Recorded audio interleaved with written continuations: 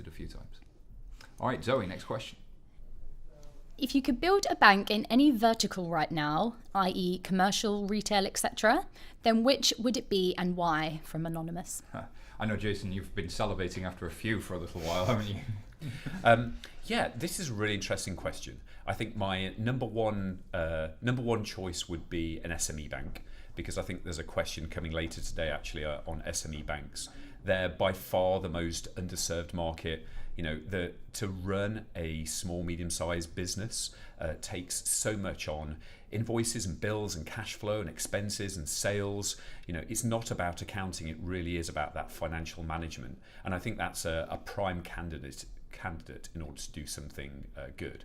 I think my second choice, because I'm going down the list, I've got a whole list here, I think would be something around open banking and PSD2. I think there's some amazing opportunities in the identity space, in loyalty, in some adjacencies that aren't account aggregation and management.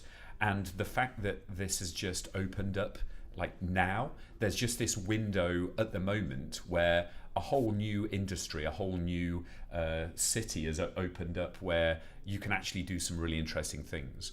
And I think third, I'd like to do something in savings and wealth. I think we've seen lots of traditional savings products and analog products. I don't think we've seen the next digital player there. And I think that is a very different context from that everyday financial services, Monzo style, this is what I'm using in order to get from paycheck to paycheck. So I think we need to see a player there as well. All great opportunities. I've got a couple of niche examples around that as well. So in the small business space, I really think trade finance. There are a lot of banks that specialize in trade finance, but there's very few that do it well for small businesses. Actually, if somebody can offer good services to small businesses in terms of international trade, I think that's something that would make an SME bank really stand out as a proposition, on top of the fact that they're just doing it well, because actually SME banking tends to be retail banking plus a tiny little bit, or even quite often not even that.